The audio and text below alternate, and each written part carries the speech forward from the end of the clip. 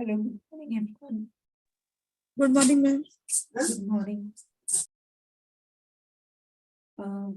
हम लोग ये जो चैप्टर है इसको आज होपफुली आज ये चैप्टर जो है कंप्लीट हो जाएगा। कुछ ही टॉपिक्स इसके अंदर बचे हैं। टोटल इस चैप्टर के 7 पार्ट्स बन चुके हैं। ठीक है, 7 पार्ट्स में जाके ये चैप्टर हमारा कंप्लीट हुआ है। सो बहुत लेंदी चैप्टर है, तो आप लोग को जब भी टाइम लगता है ना, तो अब आप क्या कीजिएगा, इसको ना वीडियो से आप इसको रिवाइज मत कीजिएगा। अगर आपको इसका रिवीजन करना है, आप डायरेक्टली बुक से ये जो मार्किंग वाला जो पीडीएफ है ना, ये आज मैं आप लोगों को मार्किंग वाला पीडीएफ भेज दूंगी। एक दिन तो मैंने नॉर्मल वाला भेजा था ना, तो ये मार्किंग वाला भेज दूंगी। तो आप लोग क्या कीजिएगा, जब भी आपको टाइम मिलता है ना, आप इसके 5-10 पेजेस आप डेली बेसिस पे अगर आप पढ़ लेंगे तो I think that will be sufficient. ठीक है, क्योंकि बहुत टेक्निकल तो इसमें कुछ है नहीं, थ्योरी ही है। अगर फिर भी कोई इसमें डाउट होगा तो आप लोग पूछ सकते हैं। ठीक है, लेकिन प्लीज साथ साथ रिवाइज करेंगे तो आप लोग के लिए इजी रहेगा, क्योंकि आपके बहुत सारा है। मतलब आपका ना सब्जेक्ट भी टफ है और बहुत टेक्निकल भी है, तो इसलिए अगर साथ साथ करते रहेंगे तो आप लोग का ना फिर एग्जाम टाइम में बर्डन नहीं रहेगा। ठीक है, क्योंकि एग्जाम टाइम में मैं ऑब्वियसली आपको ये सब चैप्टर्स नहीं करा पाऊंगी। उस समय वो जो हमारे पास वो जो लास्ट वीक जो होगा आफ्टर योर एबीएम और बीएफएम एग्जाम, तो जो लास्ट वीक होगा उसमें हम लोग क्या करेंगे ना, उसमें हम लोग न्यूमेरिकल वाला जो होगा, जो टेक्निकल पार्ट होगा, उसी को ही करेंगे। ठीक है, तो इसलिए प्लीज मॉड्यूल 1 को आप खुद से प्रिपेयर कीजिएगा। जैसे ही मैंने चैप्टर कंप्लीट कर लिया, तो फिर उसके बाद जब भी आपको टाइम मिलता है, संडे को टाइम मिलता है, कभी भी आपको टाइम मिलता है, तो आप उसको कुछ नहीं करना है, बस उसकी 5-10 पेजेस आप उसको रिवाइज कर लीजिए। ठीक है, सो चलिए, अब हम लोग कहाँ पर थे, हम लोग स्ट्रैटेजिक मैनेजमेंट पढ़ रहे थे। मैंने आपको बताया strategic management is very important part of management, क्योंकि अगर कहीं से सबसे ज्यादा क्वेश्चन पूछे जाते हैं तो स्ट्रैटेजिक मैनेजमेंट आज की डेट में बहुत एक आप कह लीजिए बहुत डिफरेंट और बहुत इंपॉर्टेंट सब्जेक्ट बनते जा रहा है। Even in a practical sense, कि अगर आप किसी कंपनी के अंदर जाएं और आप देखें, तो वहां पर भी आज की डेट में क्या हो रहा है, नॉर्मल मैनेजमेंट जो है ना, नॉर्मल मैनेजमेंट अब इतना रेलेवेंट नहीं रहा है। अब स्ट्रैटेजिक मैनेजमेंट का आप कह सकते हैं कि समय आ गया, क्योंकि हमारा जो एक्सटर्नल एनवायरनमेंट है वो इतना डायनामिक है, इतना डायनामिक है, और हर दिन नए कॉम्पिटिटर्स आ रहे हैं। और क्योंकि अब इतनी सारी चीजें इजी हो गई है, रजिस्ट्रेशन प्रोसेस इजी हो गया है, और आपका लोन वगैरह लेना और ये सब चीजें, फिर लोगों को नॉलेज भी है, और तो इससे क्या हो रहा है, नए नए कॉम्पिटिटर्स मार्केट में आ रहे हैं। तो इस वजह से क्या है, हम लोगों को अकॉर्डिंगली फिर अपना हम लोगों को मैनेजमेंट करना है। तो ये वाला जो मैनेजमेंट होता है, ये बहुत सोच समझ के और एक्सटर्नल एनवायरनमेंट को कंसीडर करके किया जाता है, उसको बोलते हैं स्ट्रैटेजिक मैनेजमेंट। ठीक, सो ये हम लोगों ने पढ़ लिया था। अब हम आज इसके करेंगे बेनिफिट्स। सो देखिए, बेनिफिट्स ऑफ स्ट्रैटेजिक मैनेजमेंट क्या होता है। Strategic management deals with the performance and growth over long term. ठीक है, कंपनी की परफॉर्मेंस और ग्रोथ वो भी लॉन्ग टर्म के साथ ये डील करता है। ठीक, with certain companies may do very well in short term, consistency in performance over a long period may prove to be difficult for them। ठीक है, कभी कभी क्या होता है, कंपनी के लिए शॉर्ट टर्म में ही परफॉर्म करना या ये थोड़ा सा मुश्किल हो जाता है। तो इसमें क्या होता है, फिर उनका परफॉर्मेंस में अगर उनकी कंसिस्टेंसी रहती है बहुत लंबे समय तक, तो फिर उनके लिए क्या होता है, it may prove to be difficult for them. तो इस तरह का जो है वो उनके साथ प्रॉब्लम हो सकती है। If we compare the original 1917 a list of top 100 companies in the Forbes list with today's list, we find that only 13 companies have survived till date। आप देखिए कि ऐसा तो है नहीं कि उन कंपनीज ने कुछ किया नहीं था। मतलब फॉर्ब्स में 1917 की जो एक लिस्ट जारी हुई थी 100 कंपनीज की, अगर आप आज की रेट में देखें तो उसमें से सिर्फ 13 कंपनीज ही आज की रेट में सरवाइव कर रही हैं। तो आप देखिए कितना ये चीजें जो है वो क्रिटिकल है, और कितना अनसर्टेन है कि वो कंपनी जो कि टॉप 100 में है एक टाइम पे, और थोड़े समय बाद उसका एग्जिस्टेंस ही खत्म हो गया है। ठीक है, तो मतलब वही वो कह रहे कि देखिए कुछ कंपनीज के लिए तो ठीक है, लेकिन कुछ कंपनीज के लिए क्या होता है कि ये शॉर्ट टर्म में, तो ये जो स्ट्रेटेजिक मैनेजमेंट है शॉर्ट टर्म में तो वर्क करता है, लेकिन फिर उसमें लॉन्ग पीरियड में उनके साथ वर्क नहीं कर पाता, जैसा कि इन वाली कंपनीज के साथ हुआ। ठीक, so it can be safely concluded that satisfying only the present needs of people satisfactorily is not sufficient। कि अगर आप सोचें कि भाई ठीक है, जो इस समय लोगों की जो भी प्रेजेंट नीड है, अगर हम उनको सेटिस्फाई कर देते हैं तो फिर हमारा काम हो जाएगा, नहीं, इट इज नॉट सफिशिएंट। अब business entity also needs to be, उनको क्या रहना है, उनको प्रोएक्टिव रहना है। ठीक है, प्रोएक्टिव का मतलब जरा सा चेंज आया और आपको पहले से ही, जैसे मार्केट में होता भी ऐसे ना कि कुछ चीजों के जो अंदाजे होते हैं वो पहले ही लगा लेते हैं, ठीक है, और वो अंदाजे पहले लगाने से क्या होता है उनके साथ कि वो उसके अकॉर्डिंगली फटाफट से अपने जो भी उनका वर्क प्रोफाइल होता है, जो भी होता है उसके अंदर चेंज कर लेते हैं। तो ऐसे लोगों को बोलते हैं proactive. And keep changing as per the strategic needs, और अपने आप को क्या करते थे, चेंज करते रहते हैं as per the strategic needs की जो भी जैसी भी जरूरत उनको लगे फटाफट से वो क्या कर लेते हैं, चेंज कर लेते हैं और नए मार्केट के रिक्वायरमेंट्स को पूरा कर देते हैं। ठीक, स्ट्रैटेजिक मैनेजमेंट क्या करता है, हेल्प करता है एंटिटीज को to outperform the entities that do not do so. ठीक है, तो क्या करना है उसको कि हेल्प करता है ऐसी एंटिटीज को जो नहीं अच्छा परफॉर्म कर सकती है उनके साथ भी। Right strategy impacts a business entities performance positively. अगर आपकी जो स्ट्रैटेजी वो बिल्कुल सही है तो हम क्या करते हैं, तो क्या होता है उस बिजनेस एंटिटी की परफॉर्मेंस जो है पॉजिटिवली एनहांस होती है या उस पर असर डालती है। Strategic planning continues to attain more and more importance because for ever changing business environment। मैंने बोला ना अभी कि आपको जो नॉर्मल एनवायरनमेंट है ना वो धीरे धीरे क्या हो रहा है, उसकी इंपॉर्टेंस कम होती जा रही है। स्ट्रैटेजिक प्लानिंग और स्ट्रैटेजिक मैनेजमेंट की जो इंपॉर्टेंस है वो बढ़ती जा रही है because of ever changing business environment. ठीक, for example the changing technology has forced well established companies like Kodak to change their business focus। ठीक है, तो जब से टेक्नोलॉजी चेंज हो रही है तो जैसे कंपनीज है लाइक कोडेक कंपनी है, कोडेक आई थिंक उसकी है ना कैमरा कैमरे का है ये, तो इनको क्या करना पड़ा। जी सर। मेरा तो ही मैडम कोडेक। क्या सर, प्लीज बताइए।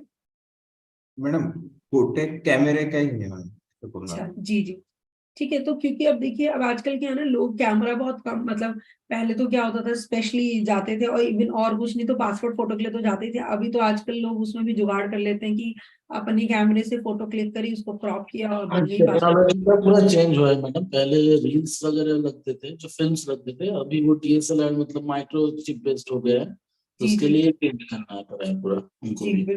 जी जी जी सर, थैंक यू, बिल्कुल। तो अभी क्या हो गया देखिए, अभी बहुत इसके अंदर बहुत ड्रास्टिक चेंज आया है, तो इसलिए इनको अपना क्या करना पड़ा, इनको अपना बिजनेस फोकस चेंज करना पड़ा।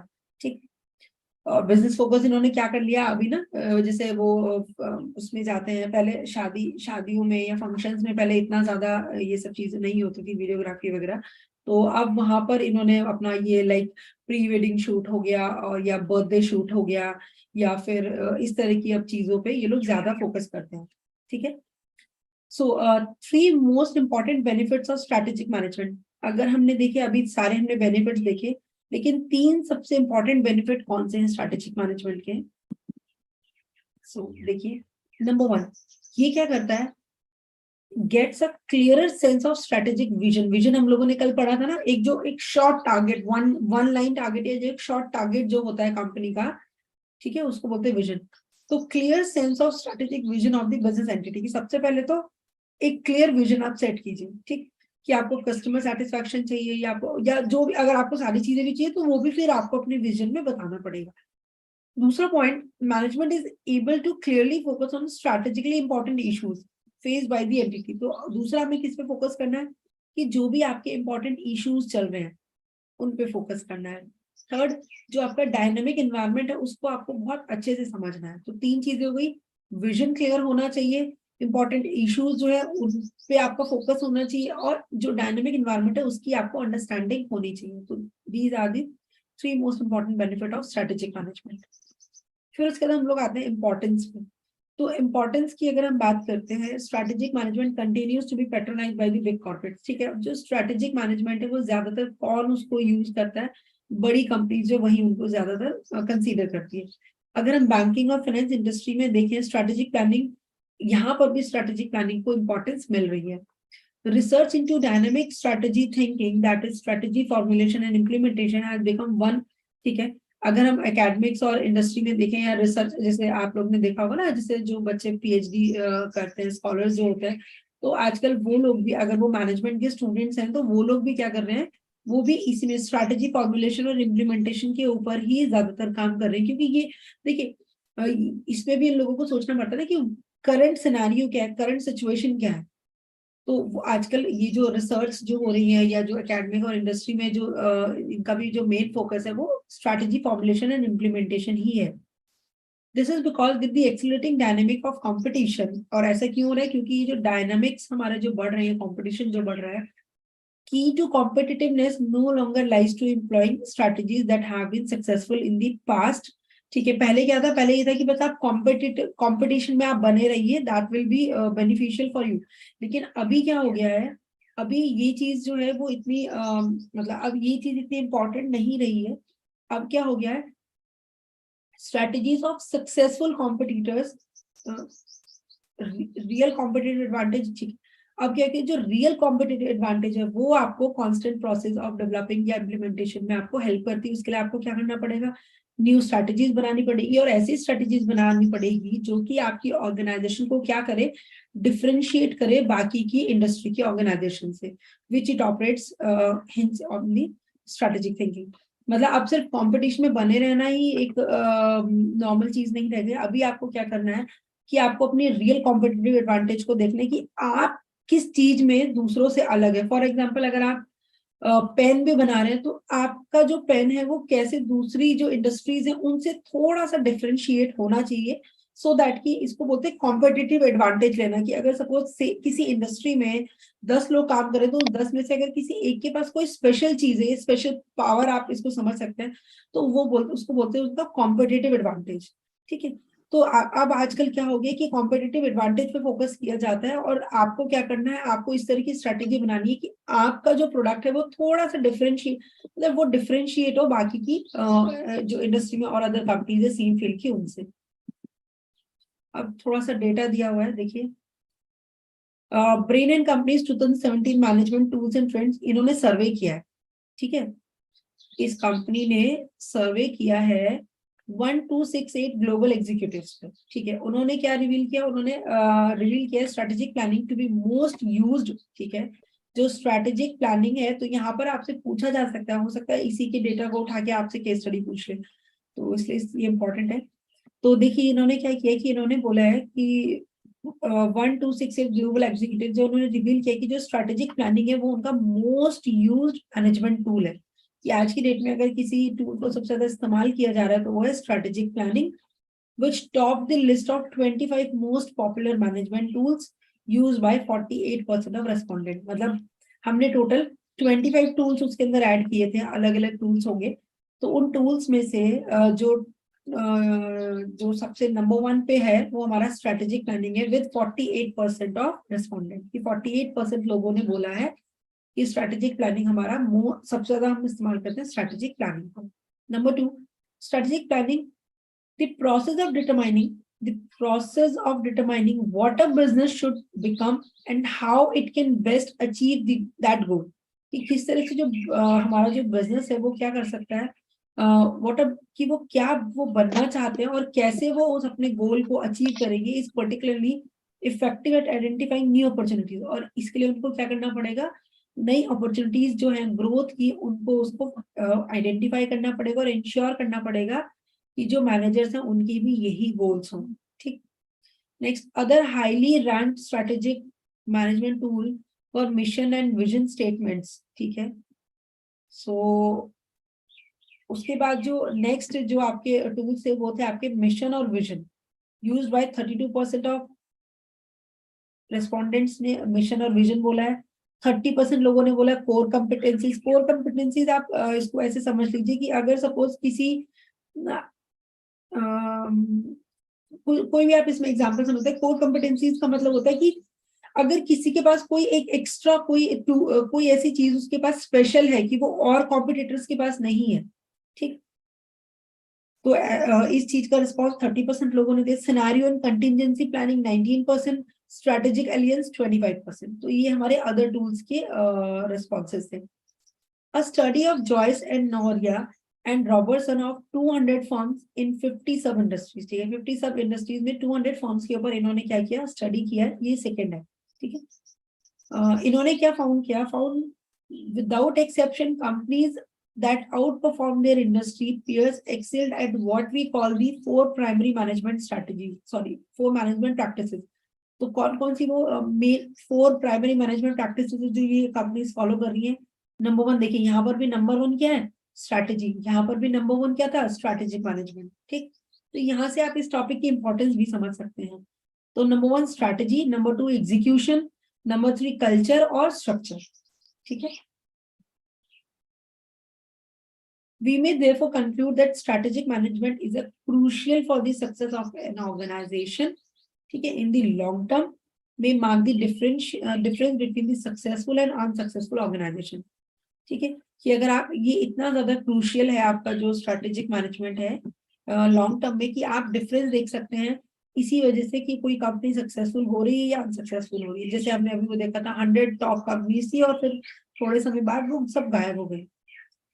Next, business environment analysis, again very important. ये सारे ना ये सब हॉट टॉपिक्स हैं जो आजकल बड़ा पूछे जा रहे हैं हर एरिया में। ठीक, और आप लोगों को तो वैसे ही प्रैक्टिकल अप्रोच वाला एग्जाम है आपका, तो आपसे ज्यादा एक्सपेक्ट किए जा सकते हैं ये टॉपिक्स ना। प्लीज इनको अच्छे से प्रिपेयर कीजिएगा, कोई डाउट होगा तो पूछ लीजिएगा। सो देखिए इसके अंदर क्या है, अब business does not operate in isolated. ठीक है, कोई भी बिजनेस जो आइसोलेशन में तो काम करता नहीं है। अगर उसको सक्सेस चाहिए तो उसको क्या करना पड़ेगा, मैनेजमेंट को ये समझना पड़ेगा कि भैया उनको एनवायरनमेंट के साथ ही काम करना है। एनवायरनमेंट मतलब समझ रहे हैं ना, जो हमारे एक्सटर्नल फैक्टर्स हैं। So we live in a pluralistic society and dynamic world. ठीक है, कहने को तो हम लोग एक प्लूरलिस्टिक सोसाइटी में रह रहे हैं, और लेकिन हमारा जो वो है वर्ल्ड है वो क्या, बहुत डायनामिक है, where things are changing all the time and at any point of time anything can happen. ठीक है, तो इतना क्या हो रहा है कि चीजें जो है वो कॉन्टिन्यूसली चेंज हो रही हैं और किसी भी समय पे कुछ भी हो सकता है। ठीक, so take the case of Russia Ukraine war का आप एग्जांपल ले लीजिए। It is impacting all countries and a lot of business across the globe. कि ये जो वॉर हुआ है रशिया यूक्रेन का, इन्होंने बहुत सारी कंट्रीज को तो इफेक्ट करा ही करा है, लेकिन बहुत सारे बिजनेसेस को भी इफेक्ट करा है इन्होंने अक्रॉस द ग्लोब।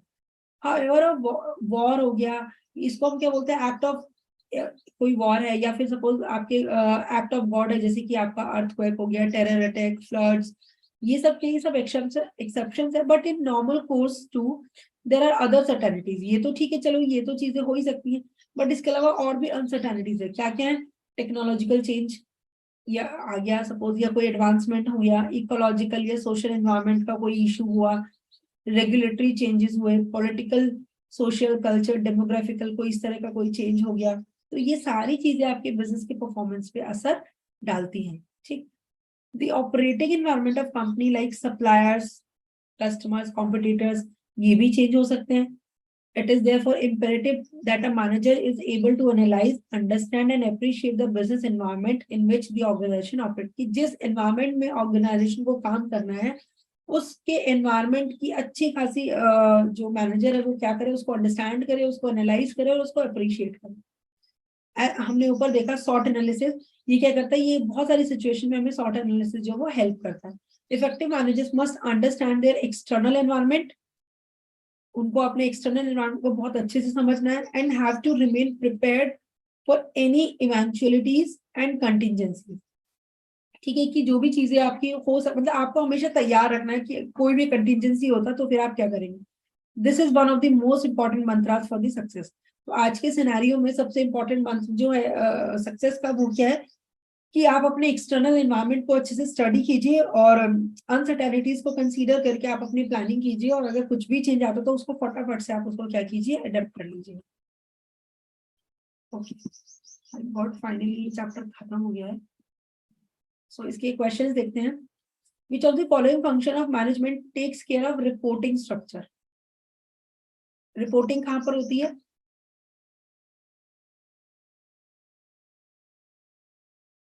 बताइए। डायरेक्टिंग भी हो सकता है। क्या रिपोर्टिंग स्ट्रक्चर, रिपोर्टिंग स्ट्रक्चर ये किस, ये एक तो वो होता है कि हम लोग मैनेजमेंट को रिपोर्ट करते हैं जो भी हमारी डिस्क्रिपेंसीज आई कि जो हमने प्लान किया था और एक्चुअल में हमारा वो नहीं हो पाया, वो भी होता है। यहाँ पर ये रिपोर्टिंग स्ट्रक्चर थोड़ा सा ऑर्गेनाइजेशन से रिलेटेड लग रहा है, इसको एक बार देख लेते हैं, इसका आंसर क्या है, सी। ठीक है, तो यहाँ पर ये जो रिपोर्टिंग स्ट्रक्चर की बात कर रहे हैं, ये बात कर रहे हैं कि जो हमारा वो होता है ना, एक हायरार्की जो होती है, सपोज ये आपका टॉप लेवल मैनेजमेंट हो गया, ये फिर आपका मिडिल लेवल मैनेजमेंट हो गया और ये आपका लोअर लेवल मैनेजमेंट हो गया। तो ये इस वाले रिपोर्टिंग स्ट्रक्चर की बात करें कि हु विल रिपोर्ट हु, कौन किसको रिपोर्ट करेगा, लोअर मैनेजमेंट है वो इसको रिपोर्ट करेगा या डायरेक्टली वो इसको रिपोर्ट करेगा। तो इस तरह का जो रिपोर्टिंग स्ट्रक्चर जो होता है वो हमारा ऑर्गेनाइजिंग होता है। ठीक है, नेक्स्ट। ऑर्गेनाइजेशन में दिया हुआ है वो वाला पार्ट। अच्छा दिया हुआ है सर, अच्छा ठीक ठीक ठीक, मैं भूल गई हाँ। सर क्योंकि काफी दिन पहले पढ़ाया था। तो ये हाँ रिपोर्टिंग, मैं भी किताब पलट के देखा तो मिला। अच्छा अच्छा ठीक सर।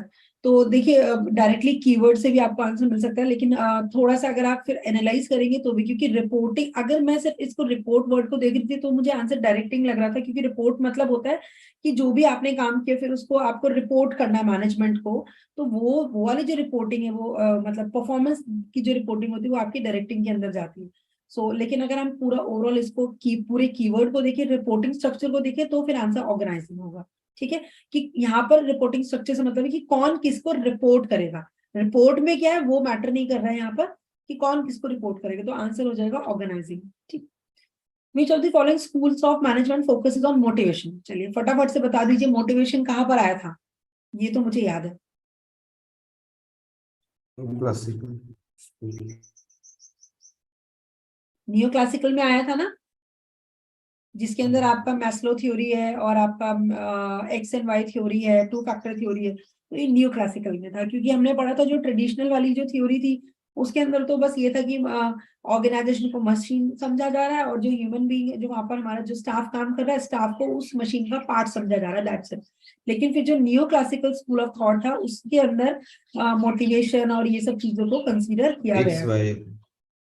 ठीक है, हाँ एक्स थ्योरी, वाई थ्योरी। जी बिल्कुल। और इसके अंदर क्या क्या थ्योरीज थी आपकी, एक तो मोटिवेशन वो हायरार्की वाली थ्योरी थी मैकग्रेगर की, एक एक्स वाई थ्योरी थी और एक आपकी टू फैक्टर थ्योरी थी, जिसके अंदर टू फैक्टर कौन कौन से थे, एक था मोटिवेशन और एक था हाइजीन फैक्टर। कि सपोज अगर आपने हाइजीन फैक्टर्स को अगर आप इंट्रोड्यूस करते हो तो वो उनको मोटिवेट नहीं करेगा, लेकिन अगर आप उसको हटा देते हैं वहां से तो फिर वो उसको डिमोटिवेट जरूर करेगा। ठीक है, तो इस तरह की थ्योरीज हम लोगों ने पढ़ा था। ये थ्योरीज बहुत इंपॉर्टेंट है, प्लीज याद रखिएगा। इस चैप्टर में अगर कुछ इंपॉर्टेंट है तो वो है एक तो थियरीज, ठीक है, दूसरा इसमें इंपॉर्टेंट है स्ट्रेटेजिक मैनेजमेंट और ये एनवायरमेंट एनालिसिस जो भी हमने अभी लास्ट की क्लासेस में पढ़ा, तो प्लीज उसको अच्छे से कीजिएगा, उस पर केस स्टडीज आ सकती हैं आपके ना। और जो स्टार्टिंग का जो पार्ट था ना, what is management planning organising, ये तो अभी हम आगे भी अभी चैप्टर जो भी आप आगे के जो चैप्टर्स होंगे तो उसके अंदर ये सब डिटेल में दिया हुआ है, तो ये वहां पे हम लोग पढ़ेंगे। बट इस चैप्टर में अगर कुछ इंपॉर्टेंट है तो वो थियरीज और दूसरी चीज आपका ये स्ट्रेटेजिक मैनेजमेंट वाला पार्ट। ठीक, चलिए थर्ड क्वेश्चन देखते हैं।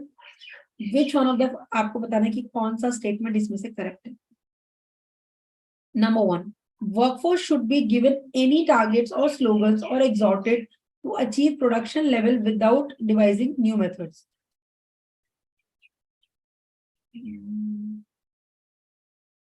देखिए इसके लिए तो एक रीडिंग बहुत जरूरी है तभी इसको हम मार्क कर सकते हैं, बट चलिए अभी देख लेते हैं और ऑप्शन।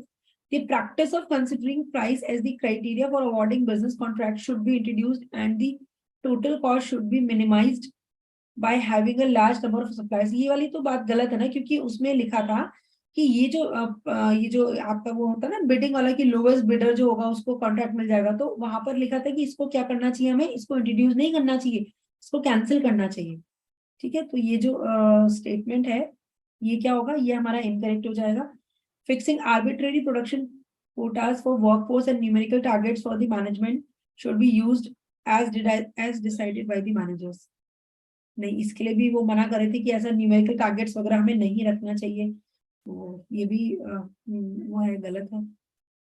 फिर ये आई थिंक सिस्टम अप्रोच के अंदर कुछ था, अगर मैं सही रिकॉल कर पा रही हूँ तो, the barriers of the pride of workmanship as well as the annual rating high, ये भी should be removed। हाँ, ये तो करेक्ट है कि इसमें बोला था कि इनको हटाना चाहिए, तो मेरे ख्याल से डी जो है वो आंसर होगा, क्योंकि यहाँ पर क्या था ना, ये सब चीजें थी बट था विद डिवाइजिंग न्यू मेथड्स, तो ये भी आपका इनकरेक्ट है।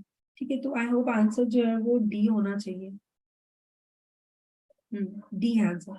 ठीक है, अगर आप लोग एक बार इसको रिवाइज करेंगे ना तो आपको ये सारे पॉइंट्स मिल जाएंगे, क्योंकि मैंने पढ़ाया था तो इसलिए मुझे थोड़ा बहुत याद था।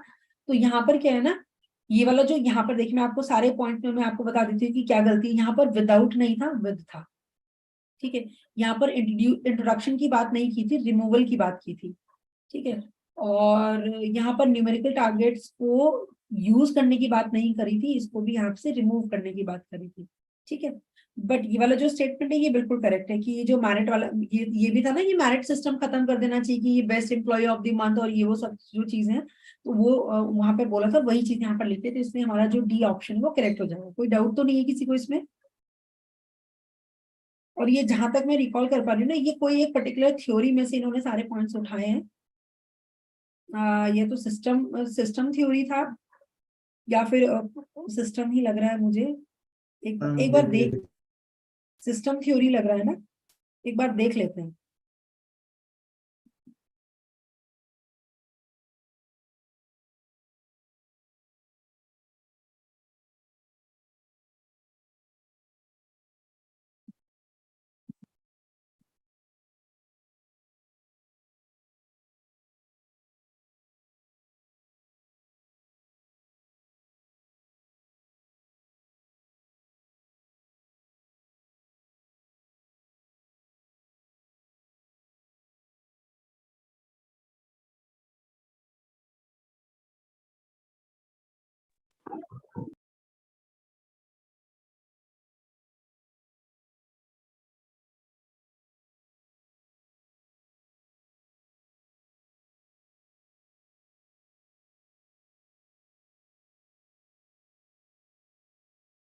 इसमें पास है,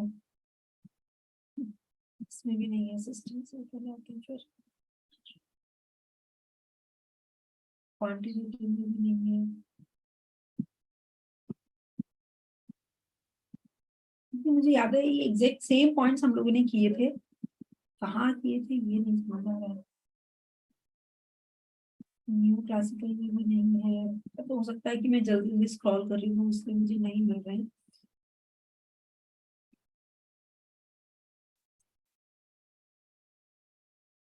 क्वांटिटेटिव में था नहीं था ये चीजें, सिस्टम्स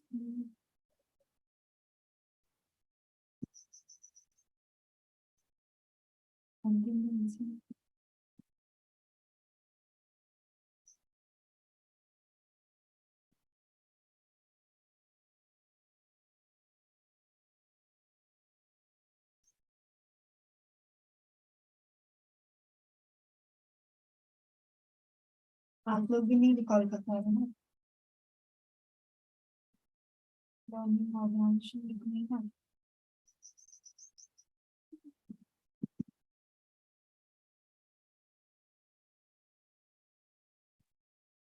पॉइंट्स तो सेम है, एग्जैक्ट पॉइंट्स, तो मुझे याद है कि वो बिल्कुल बुक के ही पॉइंट्स हैं। कहाँ के हैं ये नहीं समझ पा रहे। ठीक है मैम, उसको बाद में देख लेंगे। चलिए उसको हम लोग फिर देखेंगे एक बार, आप चैप्टर लोग बहुत उसको। बड़ा है। हाँ एक्चुअली वो मिल भी नहीं रहा है ना।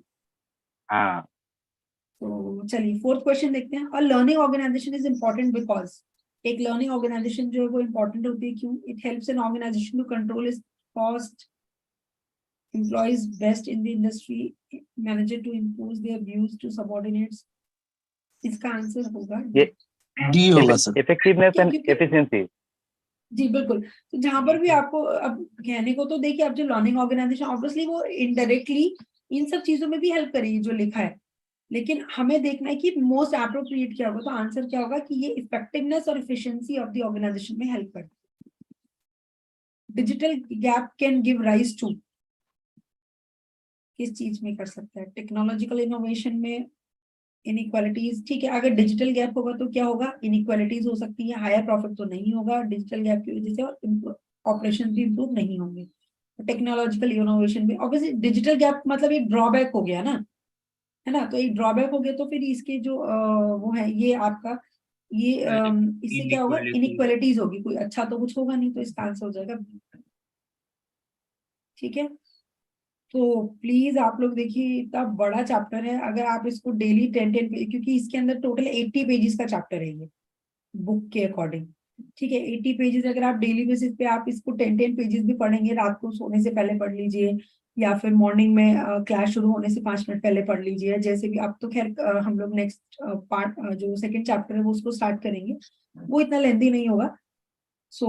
लेकिन प्लीज इस चैप्टर को स्किप मत कीजिएगा। इसमें जो इम्पोर्टेंट टॉपिक्स है वो मैंने आपको पहले बता भी दिए। थियोरीज आपको करनी है, थियोरीज और थॉट्स जो थे वो, और उसके अलावा आपको स्ट्रेटेजिक मैनेजमेंट इसमें करना है, और आपको इसमें एक ये जो एनवायरनमेंट वाला जो हम लोगों ने लास्ट में पढ़ा ये आपको करना है। बाकी प्लानिंग ऑर्गेनाइजिंग बहुत स्टार्टिंग का जो था ना वो इतना इंपॉर्टेंट नहीं, ठीक है।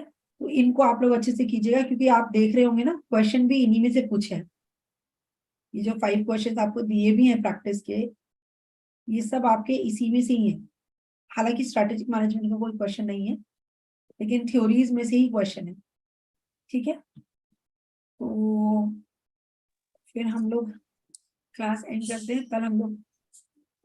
कल हम लोग क्या करेंगे, नया टॉपिक स्टार्ट करेंगे। जो मैम हमारा बीम चा- और जी मैम बताइए।